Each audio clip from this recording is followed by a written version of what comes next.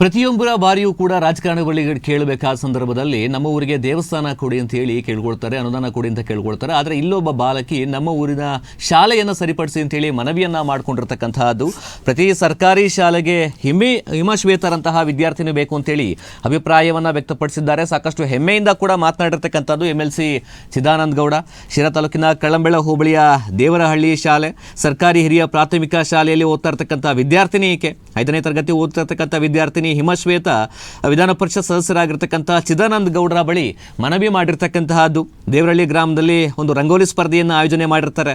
ಈ ಒಂದು ಸ್ಪರ್ಧೆಯಲ್ಲಿ ಪಾಲ್ಗೊಂಡು ಬಹುಮಾನ ಪಡೆದಂತಹ ವಿದ್ಯಾರ್ಥಿನಿ ತಾನು ಪಡೆದಂತಹ ಬಹುಮಾನ ನನ್ನ ಸರ್ಕಾರಿ ಶಾಲೆ ಪ್ರಗತಿಗೆ ಬಳಸ್ತೇನೆ ಹೀಗಂತ ಹೇಳಿ ವೇದಿಕೆ ಮೇಲೆ ಎಲ್ಲರ ಮುಂದೆ ಹೆಮ್ಮೆಯಿಂದ ಹೇಳಿಕೊಂಡಿದ್ದಾರೆ. ವಿಧಾನ ಪರಿಷತ್ ಸದಸ್ಯರಾಗಿರ್ತಕ್ಕಂಥ ಚಿದಾನಂದ ಗೌಡ ಅವರು ಕೂಡ ನಮ್ಮ ಸರ್ಕಾರಿ ಶಾಲೆ ಅಭಿವೃದ್ಧಿಗೆ ನಿಮ್ಮ ಸಹಕಾರ ಅಗತ್ಯ ಅಂತೇಳಿ ಒಂದು ಮನವಿಯನ್ನ ಮಾಡಿಕೊಂಡಿರ್ತಕ್ಕಂಥದ್ದು ಚಿದಾನಂದ ಗೌಡರ ಬಳಿ.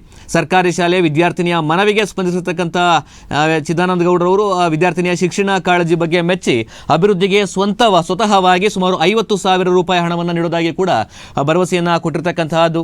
ಸರ್ಕಾರಿ ಶಾಲೆ ಅಂದರೆ ಸಾಕಷ್ಟು ಜನ ಮೂಗು ಮುರಿತಾರೆ. ಅದು ಒಂದು ಕಡೆ ಆದರೆ ಸರ್ಕಾರಿ ಶಾಲೆ ಅಥವಾ ನಮ್ಮೂರಿನ ಶಾಲೆ ಅಭಿವೃದ್ಧಿ ಆಗಬೇಕು ಅನ್ನೋದಕ್ಕಿಂತ ಹೆಚ್ಚಿನದಾಗಿ ನಮ್ಮೂರಲ್ಲಿರ್ತಕ್ಕಂಥ ದೇವಸ್ಥಾನಗಳ ಅಭಿವೃದ್ಧಿ ಆಗಬೇಕು, ದೇವಸ್ಥಾನಗಳಿಗೆ ಒಂದು ಅನುದಾನ ಬೇಕು ಅಂತೇಳಿ ಸಾಕಷ್ಟು ಬಾರಿ ರಾಜಕಾರಣಿಗಳ ಬಳಿ ಮನವಿಯನ್ನು ಮಾಡ್ತಾರೆ. ಆದರೆ ರಾಜಕಾರಣಿ ಆಗಿರ್ತಕ್ಕಂಥ ಚಿದಾನಂದ ಅವರ ಬಳಿ ಒಂದು ಮನವಿಯನ್ನು ಮಾಡಿಕೊಂಡಿರ್ತಕ್ಕಂಥದ್ದು ಬಾಲಕಿ. ನಮ್ಮೂರಿನ ಶಾಲೆ ಸಾಕಷ್ಟು ಹಾಳಾಗಿದೆ, ಎಂಚೆಲ್ಲ ಕೂಡ ಹೊಡೆದೋಗಿದೆ, ಗೋಡೆಗಳು ಕೂಡ ಶಿಥಿಲ ಆಗಿರ್ತಕ್ಕಂತಹದ್ದು. ಈ ಬಗ್ಗೆ ಶಿಕ್ಷಕರು ಕೂಡ ಸಾಕಷ್ಟು ಬಾರಿ ಮಾತನಾಡಿದ್ದಾರೆ. ನಮ್ಮೂರಿನ ಶಾಲೆ ಸರಿ ಹೋಗಬೇಕು, ಹೀಗಾಗಿ ಇದನ್ನು ಸರಿಪಡಿಸ್ಕೊಡಿ ಅಂತೇಳಿ ಮನವಿಯನ್ನ ಮಾಡಿಕೊಂಡಿದ್ದಾರೆ. ಈಕೆಯ ಒಂದು ಜಾಗೃತಿ ಅಥವಾ ಕಾಳಜಿಗೆ ಸಾಕಷ್ಟು ಮೆಚ್ಚುಗೆ ಕೂಡ ವ್ಯಕ್ತವಾಗ್ತಾ ಇದೆ. CM ಚಿದಾನಂದ ಗೌಡರು ಕೂಡ ಈ ಬಗ್ಗೆ ಮೆಚ್ಚುಗೆಯನ್ನು ವ್ಯಕ್ತಪಡಿಸಿ ಸ್ವತಃ 50,000 ನೀಡೋದ್ರ ಜೊತೆಗೆ ಮುಂದಿನ ದಿನಗಳಲ್ಲಿ ಶಾಲೆಯ ಅಭಿವೃದ್ಧಿಗೆ ಸಹಕಾರ ನೀಡತಕ್ಕಂಥ ಭರವಸೆಯನ್ನ ಕೂಡ ನೀಡಿದ್ದಾರೆ. ರಂಗೋಲಿ ಸ್ಪರ್ಧೆಗೆ ದೇವರಹಳ್ಳಿ ಗ್ರಾಮಕ್ಕೆ ಹೋದಾಗ ಈ ಹೆಣ್ಮಗು ಹಿಮಶ್ವೇತ ಅಂತೇಳಿ ಆ ಸ್ಪರ್ಧೆಯಲ್ಲಿ ಭಾಗವಹಿಸಿದ್ದು.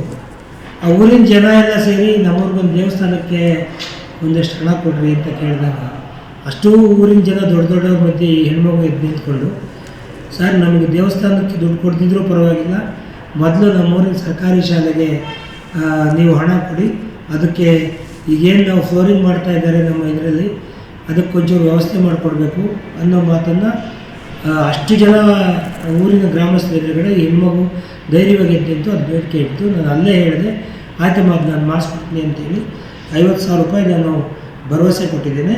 ಅದನ್ನು ನಾನು ಕೊಡುವಂಥ ಕೆಲಸ ಅವ್ರಿಗೆ ಮಾಡ್ತೇನೆ. ತುಂಬ ಹಿಂದುಳಿದಿದ್ದು ಸರ್, ನಮ್ಮೂರು ತುಂಬ ಹಿಂದುಳಿದ ವರ್ಗ ಸರ್ ನಾವು. ಹಂಗಾಗಿ ಆ ಶಾಲೆ ಫುಲ್ಲು ಹಿಂದಿನ ಕಾಲದ ಶಾಲೆ, ಅದು ಫುಲ್ ಎಂಚೆಲ್ಲ ಉದುರೋಗ್ತಿತ್ತು ಸರ್. ಆವಾಗ ಮಕ್ಕಳಿಗೆ ತುಂಬ ಕಷ್ಟ ಇತ್ತು. ಆವಾಗ ನಮ್ಮ ಸರು ಮಿಸ್ಸಿಗೆ ಈ ಊರು ಈ ಶಾಲೆ ಏನಾದರೂ ಮಾಡಿ ಮುಗಿಸ್ಬೇಕು ಅಂತ ತುಂಬ ಕಷ್ಟಪಟ್ಟರು ಸರ್. ಆದರೂ ಏನೂ ಆಗಲೇ ಇಲ್ಲ ಸರ್. ಅಂಥ ಪರಿಸ್ಥಿತಿಲಿ ನಾನು ನಮ್ಮ ಸರು ಮಿಸ್ಸಿನ ಕಷ್ಟ ನೋಡಿದಾಗ ನನಗೆ ತುಂಬ ನೋವಾಯ್ತು ಸರ್. ಅದಕ್ಕೆ ಸರ್ ನಾನು ಬಂದು ಚಿದಾನಂದ ಸರ್ನ ಸರ್ ಆ ಥರ ಕೇಳಿದ್ದು.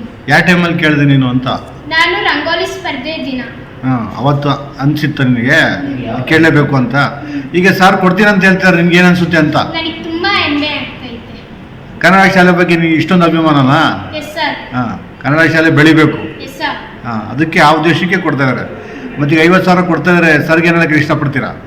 ನಾನು ಸರ್ರಿಗೆ ಇವರು ಶಿಕ್ಷಣ ಭೀಷ್ಮ ಅನ್ನೋದನ್ನು ತಪ್ಪಲಾರ್ದು. ಇಡೀ ಈ ಭೂಪಟದಲ್ಲಿ ಶಿರಾ ತಾಲೂಕು ಒಂದು ಐತೆ ಅಂದರೆ ಅದು ಪ್ರೆಸಿಡೆನ್ಸಿ ಶಾಲೆಯಿಂದ ಆಗಿದ್ದು. ಈ ಸರು ಈಗ ಎಲ್ಲ ಸರ್ಕಾರಿ ಶಾಲೆಗಳನ್ನ ಹೇಗೆ ಉಳಿಸ್ತಿದ್ದಾರೋ ಹಾಗೆ ನಾನು ಮುಂದೆ ದೊಡ್ಡ ವ್ಯಕ್ತಿಯಾಗಿ ಸರಿನ ಥರನೇ ಎಲ್ಲ ಸರ್ಕಾರಿ ಶಾಲೆಗಳನ್ನ ಉಳಿಸ್ತೀನಿ.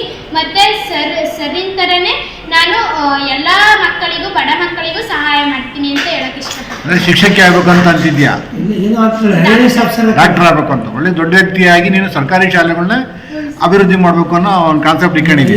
ಅಫ್ಸರ್ ಆಗು, ಚೆನ್ನಾಗಿ ಓದಿ, ಅವಾಗ ನೀನು DC ಆಗ್ತೀಯ. DC ಆಗ್ಬಿಟ್ಟು ಇವೆಲ್ಲ ಮಾಡ್ಬೋದು.